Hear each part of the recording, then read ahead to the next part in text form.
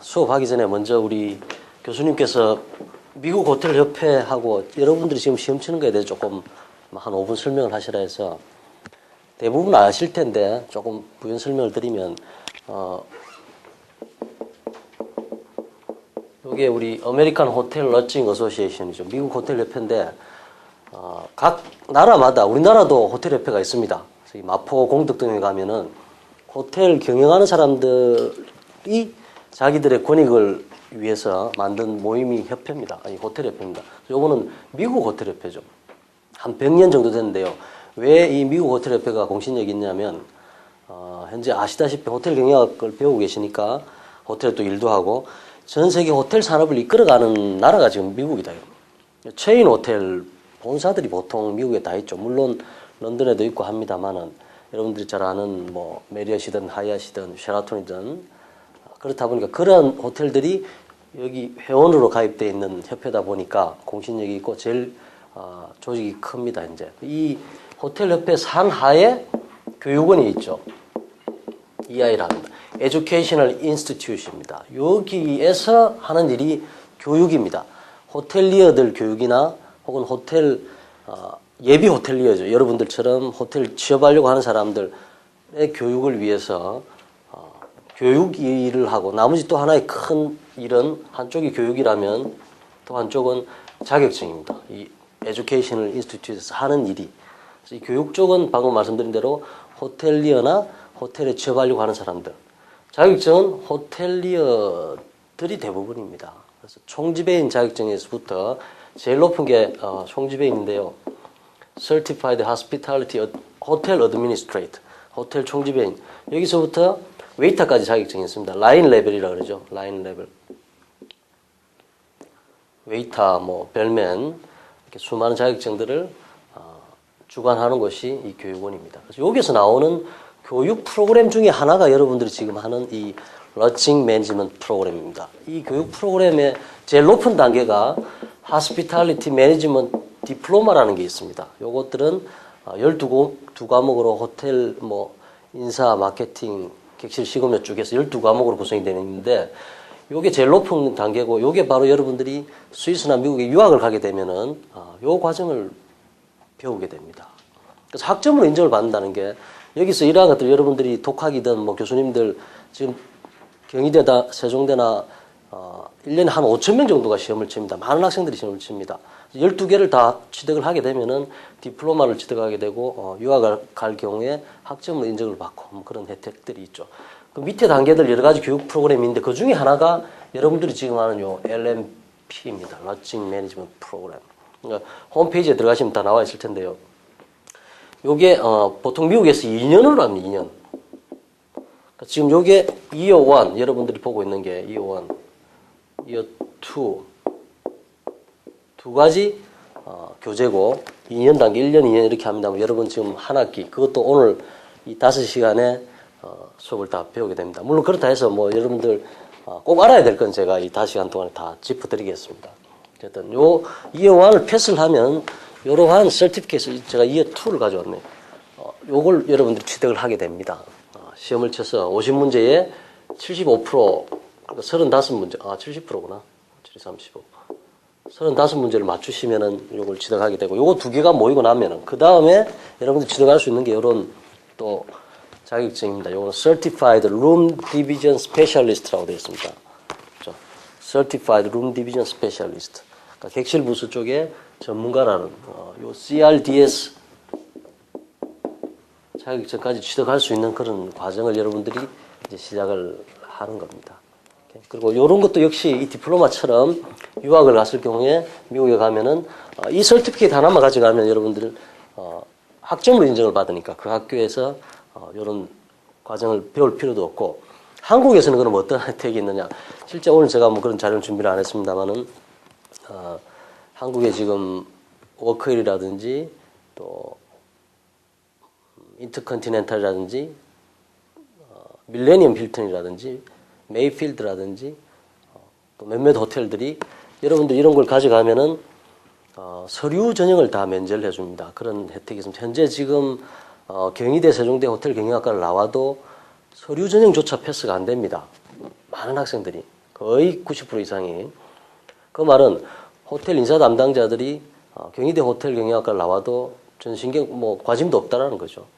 그래서 담당자들이나 인사부장들하고 제가 얘기를 해보면은 실제 유학을 갔다 오거나 아니면은 호텔 인턴십을 갔다 오거나 미국 같은데 그런 학생들을 훨씬 선호한다는 겁니다. 경희대를 나왔다 해서 세종대를 나왔다 해서 개런티 되는 게 아무것도 없습니다. 한양대를 나와도 마찬가지입니다. 그 이유가 이제 영어나 뭐 이런 문제 때문에 그러는데요. 그렇다 보니까 세종대 호텔 경영학과를 나와도 서류 입사 지원서를 내도 면접 볼 기회조차 없는 게 지금 현재 현실입니다. 조선 호텔이든 많은 신라 호텔이든. 근데 여러분들이 이러한 자격증이나 과정을 배운 이 서티피케이트를 가져가면은 서류 전형은 면제를 받습니다. 그러면 인터뷰할 기회가 있다는 거죠. 그래서 인터뷰만 본인이 잘하면은 채용이 될 수 있습니다. 그런 혜택이 당장 있습니다. 외국에 나가면 더 많은 혜택이 있고요. 우리나라는 아직 그렇게 많이 알려지지도 않았고 우리나라 호텔이 자격증을 별로 인정을 안 하는 그런 분위기입니다. 현재 우리나라 호텔이. 그럼 외국은 다르죠. 제가 있었던 시카고에서도 실제 바텐더라든지 웨이터라든지 이런 배지 달고 있는 자격증을 따고 배지 달고 있는 사람들을 많이 보게 되는데 호텔에서 그런 사람들 승진도 빠르고 급여도 또 다르게 주고 그렇습니다. 우리나라에 들어와 있는 외국인 총지배인들이 자격증을 가지고 있는 게 이 CHA입니다. 외국인 총지배인들, 뭐 리츠칼튼이나 조선호텔이나 외국인 총지배인들이 취득하는 자격증이 CHA입니다. 이런 것들을 관리하고 주관하는 것이 바로 이 교육원이고 미국 호텔협회다. 그 중에서 여러분들이 한 개 과정을 지금 하고 있다. 이렇게 보시면 됩니다. 오케이? 질문 여기까지. 없으면 시간 관계상 책을 한 권 다 해야 되니까. 아이고. 자, 그러면 오늘 여러분들이 배우게 되는 251은 LMP의 251은 세 가지 유닛으로 됐습니다. 이 차례를 보시면 첫 번째 유닛이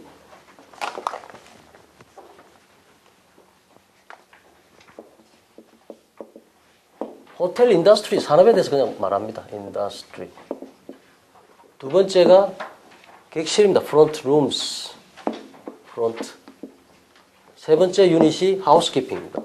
이렇게 251이 이루어져 있고 그래서 객실 쪽으로, 룸 디비전 쪽으로 이루어진 게 251입니다. 202 책을 보시면 지금 여러분들 없습니다. 202를 보면 여기는 유닛 1이 리더십. 그럼 HR, 휴먼 리소스 이런 쪽이죠. 2가 세일즈 앤 마케팅입니다. 유닛 3가 푸드 앤 베버리지입니다. 이렇게 6개의 유닛으로 되어 있는데 사실 이것만 배워도 뭐 파이낸스 이게 좀 빠져 있습니다만은 이것만 배워도 호텔 라인 레벨에 있는 직원들이 가져야 될 호텔 기본 지식은 다 들어가 있습니다. 이 책이 굉장히 잘 나와 있습니다. 앞에 말씀드린 그 디플로마라고 해서 12과목 말씀드렸는데 거기 교재는 이거보다 훨씬 두껍고 어렵습니다. 좀 뭐 구체적인 내용이 많이 들어가 있습니다만 요 내용이 요약을 하고 정말 필요한 것들만 넣어놨어요. 개인적으로 제가 제일 좋아하는 교재 중에 또 하나입니다. 이 두 개 정도만 해도 부족합니다만은 웬만큼은 커버가 된다 저는 그렇게 생각합니다. 이거 두 개를 여러분들이 251을 해보고 자신 있으면 252를 해서 이 두 개 안의 내용들만 여러분들 숙지를 해도 호텔에 대한 기본 지식은 갖춘다 저는 그렇게 생각을 합니다. 필요한 것들이 다 들어가 있잖아요. 말씀드린 어카운팅 빼고 파이낸스 빼고 그렇죠. 그래서 우선 오늘은 여기까지 호텔 인더스트리, 룸, 하우스키핑 이렇게 다섯 시간 동안 할 텐데 중간에 제가 이 비디오를 보게 될 겁니다. 하나는 프론트, 여기 룸 프론트에 대한 업무, 체크인, 체크아웃 관련된 프론트 클락이 하는 일이 여기에 다 나와 있습니다. 다음 요거는 하우스키핑입니다. 여기 하우스키핑. 시간이 더 되면 다른 비디오를 보겠습니다만 요 두 개를 보시면 그래도 뭐 구체적인 이 비디오를 보시면은 실제 프론트나 하우스키핑에서 하는 일 프로세스가 그대로 나옵니다. 그래서 요것들을 보시면은 여러분들 실제 실습을 안 했습니다만 지금 벨맨이라 그랬나? 네. 그러면 가슴이 와 닿겠네. 가슴 뭐 지금 벨맨이 프론트 하는 일도 보게 될 거고. 네? 힐튼이 그랜드 힐튼이가 아니면은 밀레니엄 힐튼 벨맨이가. 나도 한 14, 15년 전에 벨맨을 했습니다. 워크힐에서 벨맨을 한 1년 6개월쯤 했나? 재밌지? 난 내 인생에서 제일 행복했을 때가 벨맨 할 때입니다. 프론트 진급시켜준다는데 난 안 한다고 막 그랬어요. 몇 개월 버텼지. 결국은 뭐 프론트 갔습니다만은 아주 재밌는 포지션이죠. 여기에 다 해당이 될 수 있겠죠. 그래서 비디오도 보고 책 한 권을 중요한 거 포인트를 맞춰가지고 다 하도록 하겠습니다. 자, 그렇다면 먼저 아웃라인을 한번 봅시다. 우리 컨텐츠 여기 까만 거 돼 있는 컨텐츠부터 보시면 유닛 1 여기 말씀드린 대로 호텔 인더스트리에 대해서 Overview of Lodging Management 해서 챕터 1이 조직에 관한 호텔 조직이 어떻게 돼 있으며 또 호텔을 어떤 종류의 호텔들이 있느냐 Organization and Structure 돼 있죠. 다음 유닛 챕터 2 다음 페이지 챕터 2가 서비스 대해서입니다. 호텔 인더스트리는 핵심 서비스니까 그죠? 서비스가 뭐냐?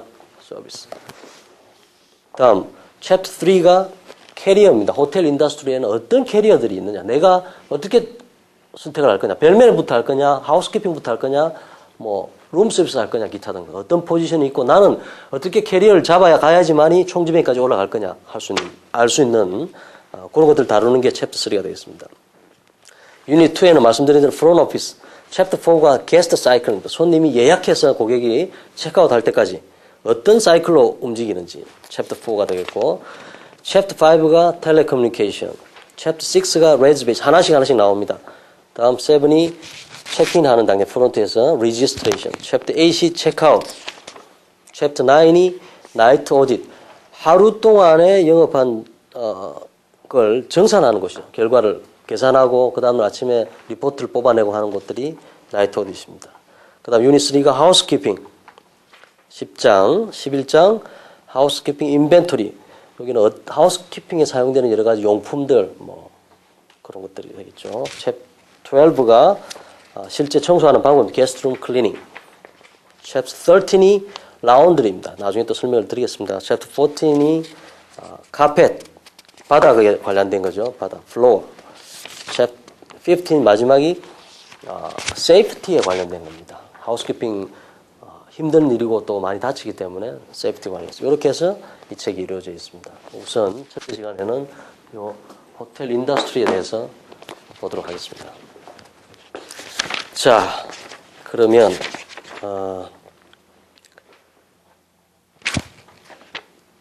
4페이지 이 챕터 1의 섹션 1이 타입 오브 호텔 됐습니다. 위에 타이틀이 그죠?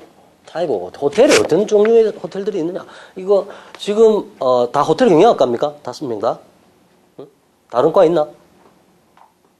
호텔 경영 맞나 전부? 그러면 배웠겠네. 몇 학년이고? 2학년. 2학년. 다 2학년입니까? 그러면 호텔 경영학에 대해서 과목이 있었습니까? 언제? 1학년 때 아니면 2학년? 2학년 1학기. 요 근래에 배웠네 그러면. 누가 가르치나? 잘 모르시는 분이네. 그러면 요런 내용들을 배웠을 거 아니야? 호텔 경영에 대해서. 그지? 호텔은 어떤 종류의 호텔이 있느냐. 자, 그럼 여러분들이 기초 지식이 좀 있다고 보고 왜? 기초 지식이 없나? 호텔을 이렇게 나눈다는 거죠. 그지? 첫 번째 나와 있는 게 커머셜 호텔. 요거는 우리 지금 서울에 있는 서울에 특급 호텔이 몇 개 있어? 힐튼. 특 1급 호텔, 특 2급 말고. 너 한양대에 사는 프레지던트 호텔은 특 2급 호텔이고. 한양대에 사는 거 알고 있나? 프레지던트 호텔이? 그것도 몰라? 시청 앞에 있는 프레지던트 호텔 있잖아. 플라자 호텔 옆에. 그 너 한양대 재단에 사는 거 아니야? 장사 잘 돼. 한 매출이 200억쯤 해가지고 한 50억 남다. 굉장히 호텔 산업은 10%의 수익 남기가 굉장히 힘들거든. 여러분들 배웠다시피 총 매출의 10% 남기기가 힘듭니다. 잘해야 이렇게 남는다고. 특 1급 호텔 적자인 호텔도 많고. 근데 한양대에 사는 프레지던트 호텔은 뭐 리노베이션이나 이런 데 개보수를 굉장히 많이 날가 있는데 어쨌든 실제 수익은 많이 남기고 있습니다. 한 50억 가까이 1년에 남긴대. 이거는 특 1급 호텔도 이만큼 남기기가 쉽지 않거든. 잘해. 실제 특 2급 호텔이 거기 있는 뭐 로얄 호텔이라든지 코리아나 호텔이라든지 노보텔이라든지 이런 호텔들이 실제 돈을 잘 벌고 있죠. 그거는 특2급 호텔이고 특1급 호텔이 몇 개 있냐는 거지. 서울 시내에.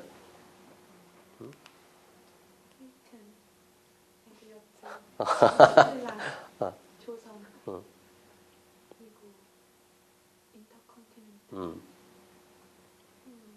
워커힐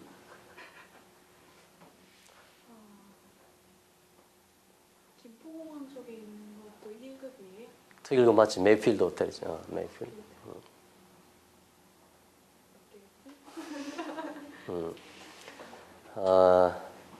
지금 낮에 다 일합니까 학생들이? 응? 그럼 낮에 뭐 하노 너가 사이버 다니는데?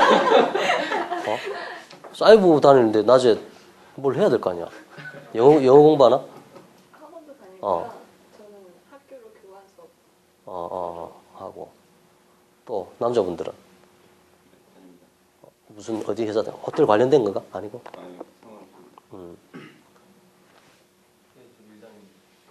호텔하고 관련 없이. 지난번 내 수업할 때 있었나? 한다 얼굴을 본 것 같은데. 없었나? 지난번 내 여기서 한번 여러분 휴먼 리소스 하는 그분 교수님 이름이 김난영 교수님이 특강 한번 부탁해서 내가 1시간 정도 여기서 한 것 같아. 그지? 그때 나 봤나? 있었구나. 저 친구는 아니고. 호텔 경영 전공이면 서울 시내 특1급 호텔 정도는 기본으로 가봐야 되지 않겠습니까? 그지? 당연히 가야 된다. 그것 안 가보고 내가 호텔리어다 이 말을 혹은 호텔 전공을 한다 그 말을 어떻게 할 수 있겠어? 저는 개인적으로 고등학교 2학년 때 저 혼자 저는 부산입니다 고향이. 기차를 타고 저 혼자 서울 와가지고 서울에 있는 특1급 호텔을 다 둘러봤어요. 부산에 있는 건 당연히 가봤을 거고 해운대나 이런 데 있는 거는 경주, 제주 다 가봤었습니다. 뭐 꼭 그렇게 할 필요는 없습니다만은 서울에 계시면은 서울에 있는 특일급 호텔은 당연히 가야지. 가서 고객들이 어떤 고객들이 오는지 뭐 서비스는 어떻는지 여유가 있으면은 밖에서 커피 2잔 마시는 거면 호텔에 가서 커피 한 잔 마시면 되잖아. 호텔 바도 가보면 JJ 마운이 남산에요. 어제 내 열받아 거기 갔잖아. 저거 내가 다른 일도 있었다마는 뭐 내가 거기 춤추러 가는 게 아니고 JJ 마운이는 가봤나? 한번 안 가봤나? 우리나라에서 제일 좋은 바 아이가 그지? JJ 마운이 하얏트에 있는. 그런데도 13,500원, 4,000원 이러면은 맥주 한 병 마십니다. 뭐 그럴 수 있지. 그 정도 투자해도 되잖아. 보면은 거기서 정말 한국에 왜 이 바는 잘 되는지 뭐 예전보다 조금 지금 매출이 떨어집니다만 그리고 여러분들이 관심을 가지고 그게 관심이야. 그게 보이기 시작해야지 내가 정말 이게 전공이고 그 길을 갈 수 있는 겁니다.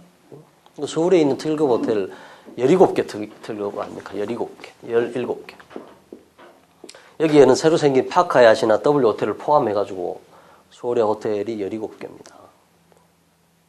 여기는 기본적으로 여러분들 가보셔야 되고 가보면 많은 걸 느낍니다. 정말 다 다릅니다.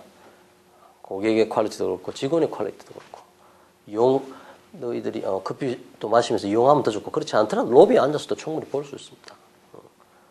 시간 내서 여름에 시원하잖아요. 여기 가면 꼭 가봐라. 꼭 가보세요. 여름 방학 때 이번 목표를 가지고 7월달, 8월달 안에 내가 가보겠다. 저희가 세종대나 뭐 또 우리 별도 교육원에서 이런 교육을 합니다. 저는 이렇게 리포트를 주죠. 그래서 가서 우리가 보고 저한테 리포트를 내야 됩니다. 이용을 하든 아니면 가보고.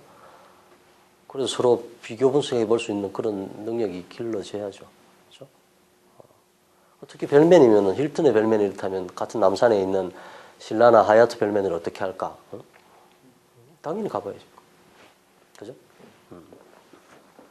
그래서 커머셜 호텔은 한국에 있는 서울에 있는 다운타운에 있는 뭐 대부분의 이 비즈니스 호텔을 두고 커머셜 호텔이라고 하겠죠. 그죠? 어려울 게 뭐 있겠습니까? 에어포트 호텔은 우리나라에도 있죠. 지금 영종도에 있는 파크 하얏이나 하얏트 리전시. 그죠? 다음 거기에 베스트 웨스트는 옆에 바로 붙어 있습니다. 또 조만간에 다른 호텔들도 몇 개 들어가겠습니다만 공항 근처에 있는 호텔들 아니겠습니까? 그치? 스위트 호텔은 객실이 전부 다 스위트로 이루어진 게 스위트 호텔이죠. All suite. 스위트 호텔의 뭐가 스위트지? 객실 어떤 룸을 두고 스위트를 합니까, 여러분? 특실. 응? 특실을 스위트라 그러나? 응? 뭐 특이하긴 특이합니다. 이 정의는 이렇습니다. 룸이 리빙 에어리아와 베드룸 에어리아가 나눠지면은 스위트룸입니다. 거실이 있고 침실이 있고 하면 다 스위트룸입니다. 그러니까 우리가 영화에서 보거나 텔레비전에서 보는 뭐 프레지덴셜 스위트에서 뭐 아주 고급스러운 그런 호텔 그런 객실만 스윗이 아니고 스튜디오라는 말도 있습니다. 조그만 방인데도 거실과 침실이 나눠져 있고 이 거실 공간에서 뭐 업무도 볼 수 있고 이런 공간이 있으면 스위트라고 한다. 근데 스위트룸, 올 스위트 호텔이라면 모든 객실들이 이렇게 이루어져 있다는 거죠. 그렇죠? 한국은 어떤 호텔이 스위트룸?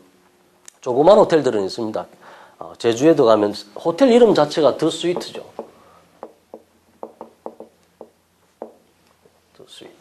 낙산 동해안에 낙산 비치에 가면 더 스위트라는 호텔이 있고 경주에 7월 14일인가 오픈을 또 합니다. 한 100실 정도 규모 현대호텔 뒤에 보면 더 스위트. 여기가 빨간펜 구몬수학 알죠? 거기에서 하는 호텔들입니다. 이런 호텔 안에 가면은 스위트룸으로 다 되어 있습니다. 안에 공간들이 일반 호텔하고 달리. 이런 호텔은 특징이 뭐 좀 비싸겠죠, 당연히. 그죠? 객실료가 조금 더 나갈 거고. 그에 비해서 공간이든 아니면 서비스가 다른 일반 호텔들보다 좋을 거다. 그렇죠? 이런 호텔을 또 선호하는 곳들이 내가 너무 사족을 하면 이걸 어쨌든 뭐 이런 호텔을 선호하는 곳들이 여러분들 혹시 이런 말 들어봤습니까? PCO라는 말 들어봤어요? 처음 듣나? 응? Professional Conference Organizer입니다.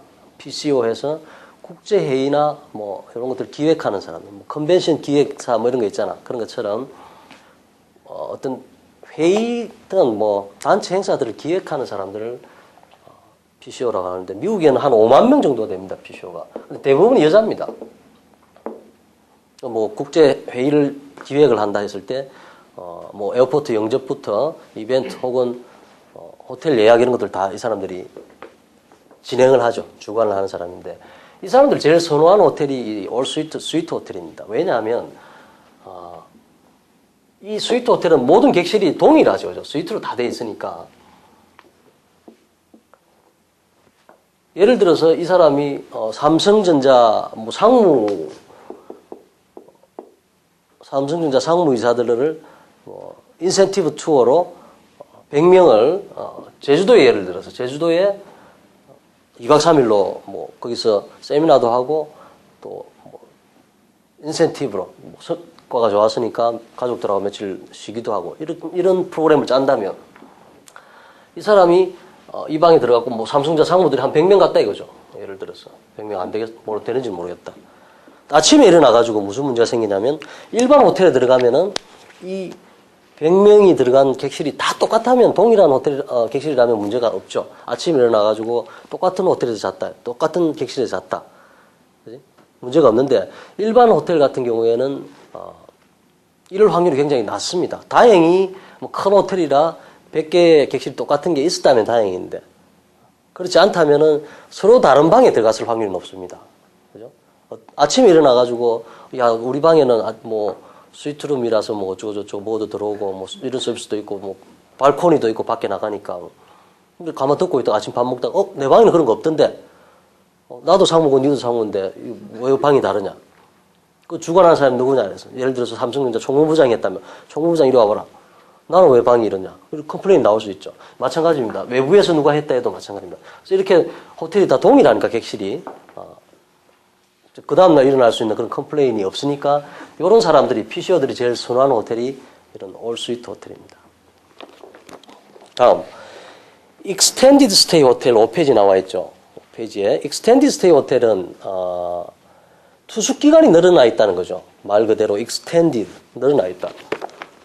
요거하고 비교하는 게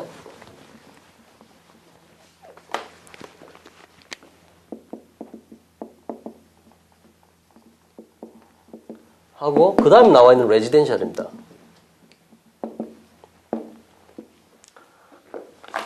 자, 실제 미국에서 가장 빨리 발전하고 있는 호텔 마켓이 세그먼트가 요 익스텐디드 스테이 호텔입니다. 레지덴셜은 그야말로 6개월이면 6개월, 1년이면 1년 장기로 롱텀으로 집처럼 돼 있죠. 집처럼. 2베드룸, 3베드룸에가 우리 아파트처럼 돼 있죠. 우리나라에 있는 게 강남에 있는 오크우드하고 강북에 있는 프레이즈 스윗 같은 게 이 레지덴셜입니다. 장기 투숙으로 들어갑니다. 그거하고 비교해가지고 익스텐드 스테이는 집처럼 돼 있지 않습니까? 우리 콘도 있죠. 콘도인데 조금 시설이 떨어진 콘도. 그래서 한 15일 보름이나 맥시멈 한 30일 정도 단위로 손님들이 일주일 단위도 올 수도 있고 투숙해서 이런 호텔은 그러니까 특일급 호텔에서 제공하는 그런 모든 고급 서비스가 필요 없는 사람들. 나는 그런 거 필요 없다. 방값이 좀 저렴하면 좋겠다. 내가 열흘 동안 있을 텐데 열흘 동안 내가 뭐 필요하면 룸메이드 시켜서 방 청소하면 되고 다음 라운드리 빨래 필요하면 내가 지하나 내려가서 코인 넣고 내가 빨래하면 되고 다음 주방 시설이 안에 있어서 내가 룸서비스 필요 없이 음식도 해 먹고 이런 호텔 나는 좋다. 특일급 호텔 너무 비싸고 그런 서비스가 필요 없다. 도움 메뉴고 뭐 다 필요 없다. 나는 딱 좀 넓은 객실 공간과 그 안에서 내가 일할 수 있는 공간만 있으면 좋겠다. 이런 손님들이 많죠. 외국인들이. 미국 내에서 아주 빨리 발전하는 호텔 하나의 세그먼트입니다. 요거 차이점은 이거는 정말로 장기 투숙으로 가족 집처럼 돼 있고 그야말로 가족이 다 와서 이런 데는 하게 되죠. 외국 지사장이라든지 이런 사람들이 그렇죠. 이 익스텐드 스테이는 호텔입니다. 하나의 호텔인데 투숙 기간이 늘어나 있고 특일급 호텔처럼 서비스는 제공하지 않죠. 방금 말씀드린 대로 손님들이 필요한 것들 자기가 할 수 있도록 라운드리 시설이 지하에 있다든지 그러한 호텔들이 익스텐드 스테이 호텔입니다.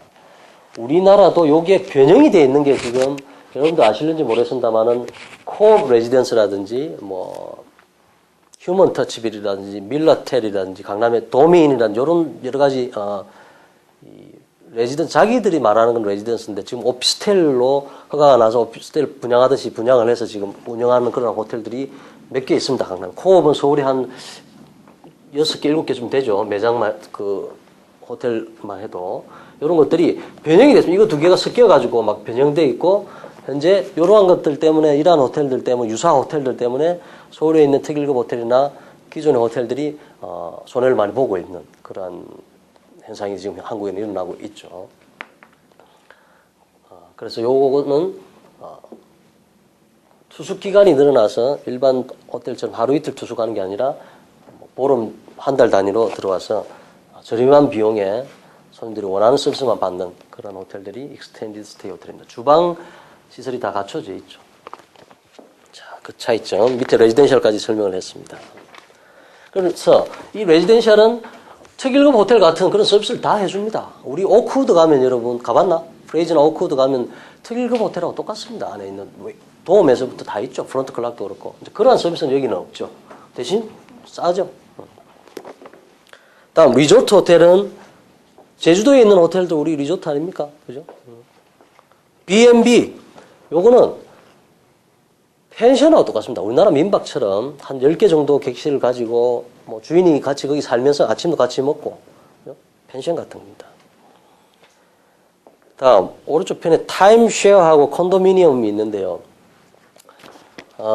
이 차이점은 여러분 이것도 많이 헷갈려들 하는데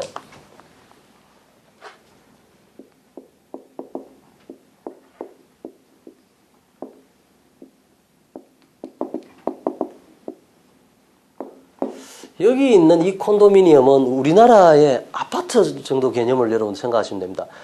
아파트를 다 자기가 분양받았죠. 지가 주인 아니야, 그지? 그래서 이 호텔이 있다면 우리나라도 이런 콘도들이 있습니다. 우리나라 콘도는 두 개가 섞여가지고 있는데 이 객실 하나를 내가 다 분양을 받아서 주인이라는 거지. 자기가 필요할 때는 여기 사용을 하는 거고 필요 없을 때는 이 콘도미니엄을 전체 운영을 할 수 있는 회사에 맡겨가지고 수익을 가져가죠. 한 개를 다 분양을 받은 내가 주인인 겁니다. 이게 콘도미니엄이고 타임쉐어는 말 그대로 타임을 쉐어한다. 우리나라 현재 콘도들이 이렇게 되어 있습니다. 이 하나 객실을 다 내가 분양을 하는 게 아니라 2주면 2주, 2주 단위로 내가 사는 거지. 1년 전체 사는 게 아니고 2주만을 내가 이용할 수 있는 권한이 있는 겁니다. 우리나라 콘도들이 이렇게 돼 있죠. 두 개 섞여 있습니다. 우리나라 콘도는. 여러분들 대면 콘도나 콘도 회원권 뭐 3천만 원 주고 샀다 이러면은 뭐 한 달에 1년에 30일 이용할 수 있게 뭐 이렇게 돼 있잖아. 매일 가서 사용하는 건 아니잖아. 그지? 그게 바로 그래서 콘도 같은 경우에 보통 한 10구자 정도를 분양을 하죠. 객실 하나당. 1객실당. 한 달에 이용할 수 있게 30일 이용해라. 30일 이용, 30일, 30일. 두 달 남는 건 우리가 이용하겠다. 보통 한 10구자, 뭐 20구자 하는 데도 있습니다만은 이렇게 이루어져 있죠. 시간을 나눠서. 우리나라 콘도 개념 생각하시면 요거하고 맞을 겁니다. 근데 우리나라 콘도도 요렇게 하는 구자가 이렇게도 분양을 하고 그렇지 않으면 풀 구자로, 풀로 10명 나누는 게 아니라 한 명한테 다 3억 이렇게도 합니다. 이거 내가 그냥 다 살게. 내가 원할 때마다 갈게. 이렇게도 분양을 하죠. 양쪽을 다 합니다. 풀구자를 한다면 요 개념입니다. 미국에서 얘기하는 콘도미니엄처럼. 이거 하나 다 지가 받은 거 아니야. 지 가고 싶을 때 가고 안 가는 기간 동안은 이 운영회사가 운영해가지고 수익 나면 나한테 돌려줘 이렇게 되는 거고. 그렇지? 이해됩니까? 그 우리나라는 요 두 개가 다 지금 섞여 있습니다. 타임쉐어와 콘도미니엄. 원래의 개념은 방금 설명드린 대로 왕창 자기가 다 분양을 받으면은 콘도미니엄. 타임쉐어는 줄을 이렇게 나누어서. 자, 다음이 카지노. 아시다시피 서울에 있는 워크힐 카지노 뭐 이런 호텔이죠. 응? 누구도 있잖아 그래. 잘 되나? 카지노가 잘 되는 거야, 뭐 아니면 호텔이 잘 되는 거고. 카지노가 잘 됩니다. 얼마나 잘 돼? 거의 뭐 카지노 오픈하고 나서 응. 거의 손님이 꽉 찹니다. 객실 보이고 하는데. 객실 아큐펀시가 100%씩 되는 게 카지노 때문이다 이거지. 네, 거의 90% 넘게. 그럼 카지노 손님이 몇 프로쯤 돼? 전체 하루 전체 이용객 중에 한 50%. 50%가 카지노에 쏜다. 그럼 잘 되는 거네. 그게 아마 몰라. 뭐 너희 힐튼에서 마케팅을 잘했을 수도 있고 새로 오픈했기 때문에 뭐 그런 호기심이라든지 대부분 일본 손님 아이가, 그렇지? 중국 손님하고 그 득실을 한번 따져볼 필요가 있다. 그런 얘기들 많지 직원들 사이에는. 거기가 우리나라에서 제일 큰 컨벤션 연회장을 다 없애버리고 지금 카지노가 들어가 있단 말이야. 그래서 1000명 이상 할 수 있는 연예 행사 할 수 있는 곳이 힐튼밖에 없었다고. 그걸 포기를 하고 연예 행사를 이제 못 하는 거야 힐튼에서는, 그지? 그걸 포기를 하고 카지노가 들어가 있는데 카지노 수익은 힐튼 호텔하고 전혀 관계 없지. 영업장 임대료만 받으니까 대신 객실을 찾으면은 이제 거기서 수익을 남기겠다는 건데 뭐지 그거는 아직 우리들은 퀘스천 마크입니다. 지속이 저렇게 될까 어떻게 될까? 연예 수익을 다 포기를 했는데 그만큼 뭐 현명한 판단인지 모르겠습니다. 아직은.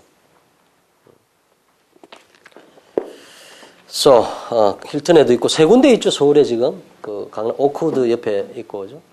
그 두 군데는 관광공사에서 하는 겁니다. 민간이 하는 게 아니고 정부에서 지금 하고 있는 거고 파라다이스 카지노는 개인이 하는 거고 그렇죠. 다음 컨퍼런스 센터는 호텔인데 컨퍼런스 소규모 회의 목적으로 만드는 호텔입니다. 이런 호텔의 특징은 가격이 객실만 파는 게 아니라 다 포함해서 팝니다. 연회장도 같이 팔고 아침 포함해서 팔고 뭐 이렇게 세트로 팔고 모든 시설이 회의하기 편하도록 만들어져 있습니다. 객실도 그렇고 레스토랑도 그렇고 연회장도 보통 연회장 가면 여러분 안에 다 비어 있잖아. 그지? 그때마다 이렇게 테이블 세팅을 하게 되는데 이런 호텔을 가면 여기 있는 것처럼 여러분들 이 강의실처럼 테이블이 다 세팅이 돼 있고 거기에 뭐 컴퓨터가 세팅이 돼 있다든지 셋업이 돼 있다든지 왜 회의만 하게 만들었습니까? 그러한 연회장들이 있고 또 물론 다 비어있는 연회장도 있습니다. 그렇지만 200명, 300명 큰 컨퍼런스 말고 200명, 300명 할 수 있는 소규모 회의 목적으로 만든 호텔 컨퍼런스 센터가. 다음 컨벤션 호텔은 우리나라는 실제 컨벤션 호텔은 엄격히 말하면 없습니다. 객실이 2000실 이상 돼야지만 컨벤션 호텔입니다. 미국의 라스베가스라든지 아니면 큰 호텔, 내가 있었던 호텔도 하얏트, 시카고 하얏트 객실이 2,019실입니다. 2,000실이 넘는 호텔들이 사실 컨벤션 호텔이죠. 컨벤션하고 컨퍼런스의 차이점 아십니까? 왜 컨벤션은 뭐고 컨퍼런스는 뭐냐? 차이점.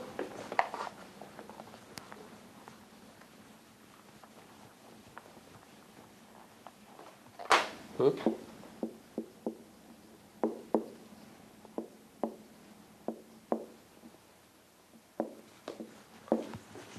차이죠. 컨벤션과 컨퍼런스. 다 뭐 회의하는 거냐, 국제 회의냐, 뭐. 컨벤션은, 그렇지. 전시가 같이 이루어져요. 익지비션. 회의도 하고 전시. 사람들이 와서 뭐 둘러볼 수 있는 공간들이 같이 이루어질 때 컨벤션이라는 거예요. 그렇지 않고, 이 사람 규모하고는 전혀 관계없다. 몇 명이 참석하든 뭐, 컨퍼런스는 그냥 회의만 하는 게. 컨벤션 하면 이 두 개가 같이 이루어지죠. 컨퍼런스 회의도 하고, 지하에서 뭐 전시해가지고 오토쇼를 한다든지 뭐 기타 등등. 자, 여기까지가 다음 9페이지 서비스 레벨. 여기서는 서비스로 호텔을 구분을 했습니다. 서비스 수준으로 처음에 나와 있는 게 월드 클래스 서비스고, 그 다음 페이지가 미드 레인지 서비스고, 이코노미 세 가지로 나눠놨습니다. 그렇죠. 뭐 상식적으로 월드 클래스라면 우리나라 특일급 호텔 수준에 나오는 월드 클래스 서비스. 첫 번째가. 두 번째가 미드 레인지입니다. 세 번째가 이코노미, 리미티드. 이렇게 나눠놨는데, 특일급 호텔이 될 거고, 여기는 미드 레인지라면 홀리데이 인이나 이런 호텔들이 여기에 대표적으로 들어갑니다. 미국에. 우리나라도 홀리데이 인이 지금 2개 들어와 있죠. 마포에 홀리데이 인이 있고, 성북에 가면 홀리데이 인이 있습니다. 그런 한 100불 정도의 호텔들. 여기는 한 200불쯤 되겠죠. 그 이상 월드 클래스 서비스. 이코노미 뭐 50불, 60불, 뭐 모텔 6라든지 데이즈 인이라든지 싼 호텔들이죠. 여기에. 일단 서비스 수준이 다르겠죠. 응? 상식적으로. 네? 이렇게 나눌 수 있다는 거죠.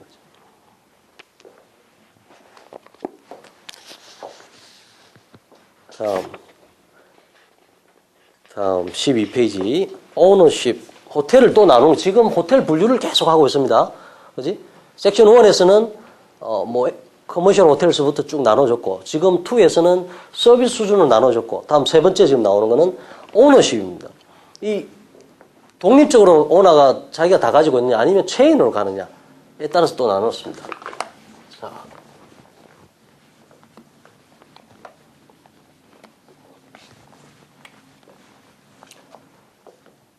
호텔은 크게 체인 호텔과 독립 호텔, 인디펜던스.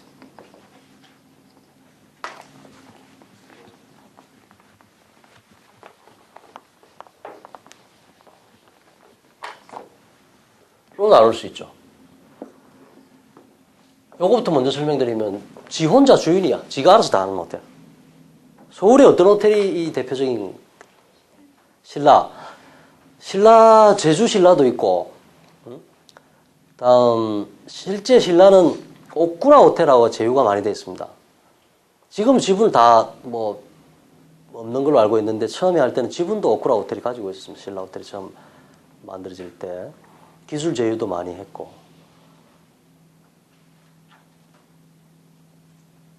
그래서 뭐, 억지로 넣으면 여기 들어갈 수도 있습니다만, 엄격하게 말하면 신라 호텔은 인디펜던트 호텔이 아니라고 할 수 있죠.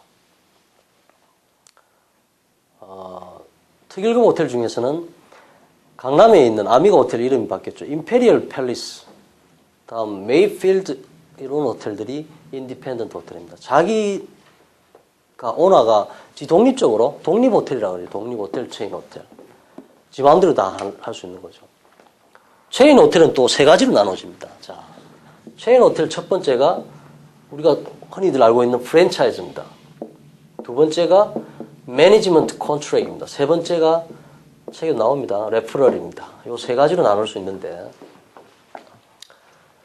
프랜차이즈하고 요 두 개 구분을 먼저 해드리면, 프랜차이즈하고 매니지먼트 컨트랙하고 차이점은, 프랜차이즈는 브랜드만 사용한다고 보시면 됩니다. 매니지먼트 컨트랙은 경영을 다 맡긴 거였죠. 그래서 매니지먼트 컨트랙을 한다 이러면 위탁 경영, 우리나라 말로 하면 위탁 경영인데, 내가 호텔을 가지고 있는데 나는 내가 오랍니다. 호텔 신경 쓰기 싫다. 다른 일 하고 뭐 1년 동안 여행 다녔다. 누가 대신해 줄 사람이 필요하다. 위탁을 맡긴 거죠. 그래서 하얏트 체인을 단다.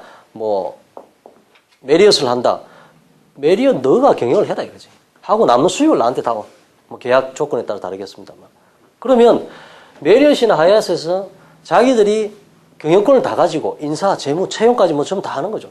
다 하고 수익이 남는 걸 주겠다 오너한테. 아니면 처음에 계약할 때 너가 잘 되든 못 되든 얼마 뭐 20억 한 달에 1년에 수익을 나한테 줘라고 오너가 이렇게 계약을 할 수도 있겠죠. 어쨌든 인사 경영에 대한 모든 책임을 맡기는 게 매니지먼트 컨트랙입니다. 그럼 힐튼 호텔 같은 경우에 대우에서 할 때 힐튼 호텔은 매니지먼트 컨트랙이었습니다. 실제 힐튼 호텔 총지배에 나와가지고 경영을 다 했죠. 지금도 마찬가지. 지금도 매니지먼트 컨트랙입니다. 누가 CLD 그룹이가 싱가포르 CLD 그룹이 이 호텔 CDL이가 시티 디벨롭먼트 뭐 컴퍼니가 뭐 코퍼레이션이니까 그렇지. CDL에서 싱가포르 회사가 힐튼 호텔을 인수를 했죠. 대우로부터. 인수를 해가지고 힐튼이라는 브랜드를 지금 총지배인이 힐튼 호텔 본사에서 나와 있지. 그렇다면 너희들 지금 섞여 있다. 두 개 지금 섞여 있는 것 같은데 이쪽에 가깝습니다. 매니지먼트 컨트롤. 이 CDL 회사는 힐튼에 그냥 이 호텔을 경영을 맡기고 있다. 완전히 다 맡기고 있으면 매니지먼트 컨트롤입니다. 메리엇이나 이런 데처럼. 위에 거는 요거하고 비교를 하면은 자기가 경영을 다 합니다. 근데 브랜드만 빌려온다. 대표적인 게 쉐라톤 워커힐입니다. 워커힐 호텔은 SK그룹에서 경영을 다 합니다. SK에서. 근데 쉐라톤이라는 브랜드를 가지고 와 있죠. 스타워드로부터. 그렇지? 쉐라톤 브랜드만 사용하는 겁니다. 그래서 뭐 브랜드라든지 마케팅 도움 받는 거. 의사결정은 전부 다 SK그룹에서 한다. 이런 호텔들이 다 프랜차이즈입니다. 프랜차이즈. 매니지먼트 컨트롤을 하면 경영권을 다 줘버리고 너가 알아서 다 해라는 거. 또 체인도 이렇게 나누죠. 여기 있는 레퍼럴, F-E-R-R. 레퍼럴은 뭐냐면 체인으로 서로 어떤 형태든 연결이 돼 있기는 있습니다만은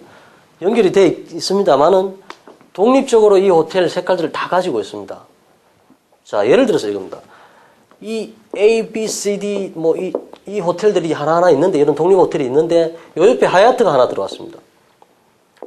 그러니까 이 호텔 주인들이 서로 만나가지고 합니다. 야, 이 하얏트가 들어와가지고 우리가 지금 장사가 안 된다. 얘들 보니까 마케팅도 도와먹고 뭐 공동 구매를 하고 해서 체인이 돼가지고 수익을 많이 남기는 것 같은데 우리 이 거대 하얏트 그룹하고 대결하려니까 힘들다. 우리끼리 저 조그만 호텔 사장들이 모여가지고 야, 우리끼리 좀 뭉치자. 어떻게? 우리 브랜드 다 있다. A, B, C, D 있는데 그대로 가고 뭐 구매할 때 우리 같이 공동 구매하자. 그럼 쌀 거 아니냐. 이런 식으로 서로 도움받기 위해서 하나의 회원처럼 가입이 된 회원 연회비 내고 이렇게 가입이 되어 있는 체인이 레퍼럴이라고 볼 수 있습니다. 이런 데는 구속력이 약하지 이런 데보다. 여기는 자기들 프랜차이즈면은 그 본사의 룰들이 있을 겁니다. 스탠다드를 다 지켜야 되겠죠. 여기는 그렇지 않지. 내가 다 하는데 우리끼리 좀 필요할 때 도와줘. 모이죠 우리. 이런 게 바로 레퍼럴입니다. 그래서 체인도 이렇게 세 가지로 나눌 수 있습니다. 오케이? 자, 그 얘기가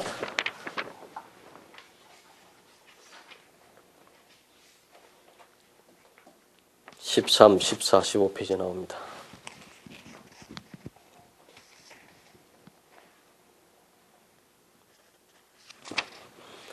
다음 호텔의 조직.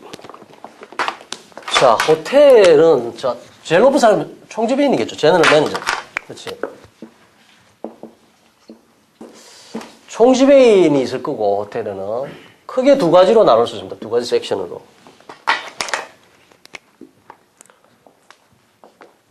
오퍼레이션. 영업과 스포팅으로 나눌 수 있겠죠. 잘 안 나오네. 크게 다 비슷하네. 손님을 직접 만나는 영업과 뒤쪽에서 관리를 하거나 도와주는 스포팅 부서로 나눌 수 있겠죠. 크게 조직은 호텔 조직은. 그치? 그럼 오퍼레이션부터 보자. 그 여기에 이제 보스가 있을 거야. 이게 이제 이사들이죠. 영업이사 뭐 이런 말 하죠. 그죠? Executive for Operation. 이건 관리이사 뭐 이런 말들 합니다. 크게 이렇게 나눌 거고. 오퍼레이션은 대표적인 게 룸 아니겠습니까? 객실. 그치? 다음, 푸드 앤 베브리지, 식음료. 그치? 여러분들이 아시는. 그 다음, 세일즈 앤 마케팅을 여기 넣을 수 있습니다. 이쪽에 넣기도 합니다만은. 근데 실제, 고객을 만나는 곳이죠. 스포팅 부스는 우리가 알고 있는 휴먼 리소스, 인사. 그치? 다음, 어카운팅, 파이낸스죠, 어카운팅. 다음, 엔지니어링, 시설 쪽. 그치? 다음, 시큐리티, 뭐, 이런, 이렇게 들어갈 겁니다. 시큐리티. 실제 이렇게 7가지 큰 부서로 나눌 수, 호텔마다 다릅니다. 규모마다 다릅니다만은, 기본을 먼저 설명을 드릴게요. 자, 이 객실 부서 안에는, 우리가 알고 있는 많은 부서, 크게는, 객실 부서 안에는, 크게 룸, 프론트하고, 하우스키핑으로 나눠질 수 있겠죠. 그렇지? 객실에. 물론 여기에 보면 그러면 뭐 사우나나 레크레이션 뭐 이런 것들 다 어디 들어가나? 그 별도의 부서를 만들 수도 있습니다. 호텔이 크면은. 기본적으로 룸 안에 사실 들어갑니다. 객실 손님을 위한 거니까. 프론트에 들어가는 것들은 우리 저 친구가 있는 벨맨이라든지 프론트 클락이라든지 뭐 컨시얼지라든지 도어맨이라든지 그렇죠?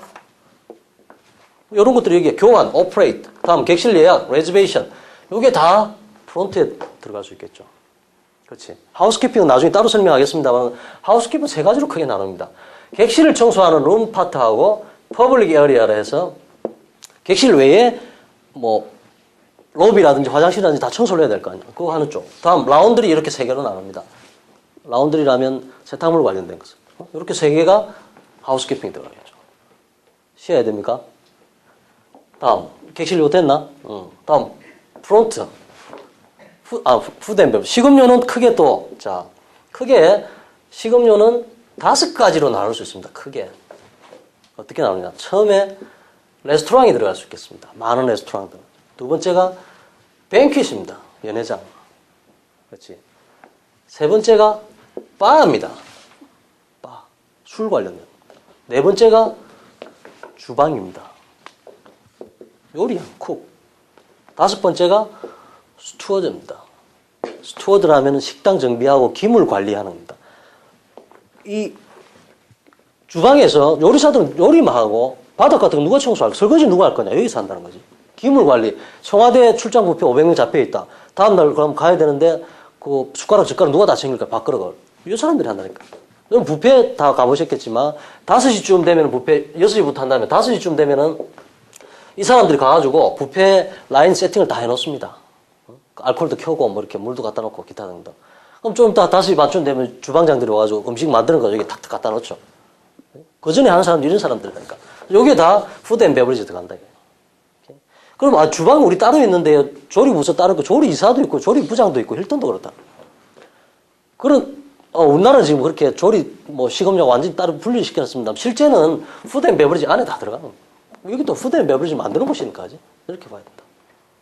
세일즈 앤 마케팅. 세일즈 앤 마케팅은 세일즈와 마케팅이죠. 다음 이어 2에도 나오겠습니다만은 세일즈와 마케팅. 세일즈 쪽에는 크게 2가지로 객실 세일즈하고 연회 세일즈로 나눴습니다. 방만 파는 객실 세일즈와 연회 세일즈. 연회장 파는 2가지. 실제 필드에 나가서 세일즈를 하는 거고 마케팅은 그럼 뭐 하느냐? 홍보라든지 그죠? 영업 기획 같은 거. 시장 조사하고 하는 게 마케팅이죠. 그래서 마케팅 부서에서 내가 일하고 싶다 이런 사람은 마케팅 부서에서 제일 원하는 능력은 분석력입니다. 애널라이즈 할 수 있습니다. 고객을 분석하고 우리 경쟁 호텔을 분석하고 우리 호텔을 분석하고 마케팅 플랜을 짜고 이런 것들이 여기 들어가겠죠. 홍보, PR, 호텔리어, 뭐 호텔 요즘 아미가 많이 나오잖아. 임페리얼 팰리스 무슨 드라마에 지금 안재욱 나온 드라마 거기 나온다. 뭐라고? 미스터 구파이. 그런 호텔을 섭외하는 게 여기서 다 한다는 거지, 그지? 호텔리어 예전에 워크힐 호텔, 그지? 배용준 나왔던 호텔리어 여기서 다 한다. 여기에 다 오퍼레이션 관련. HR, 휴먼 리소스는 인사, 교육 크게 들어가겠죠. 인사, 교육, 총무 이런 얘기 다 들어가겠죠. 채용에서부터 직원 뭐 개발시키는 것까지. 제일 중요한 부서 중에 하나입니다. 나중에 시간 되면 다시 설명드릴게요. 다음 어카운팅. 어카운팅도 안에 부서에 많이 나눠집니다. 영업회계라든지, 그죠? 하루 장사한 거 영업회계, 원가 관리, 구매 여기 다 들어갈 수 있고, 자금, 다음 세금 관련된 격리 쪽, 다음 재산을 관리하는 관제라든지, 뭐 이런 것들이 많은 부서들이 어카운팅 안에 다 들어갈 수 있겠죠. 엔지니어링, 뭐 전기, 뭐 토목, 기타 등등. 시큐리티, 이건 뭐 설명 안 드려도 이렇게 호텔이 조직이 이루어져 있습니다. 이게 기본이고 큰 골격이고 따로따로 부서들이 막 더 생길 수 있죠. 전산 같은 경우에 따로 MIS 해가지고 떨어뜨려 놓는 호텔이 많고 이 어카운팅 안에 같이 들어갈 수도 있습니다. 전산은 호텔마다 다릅니다.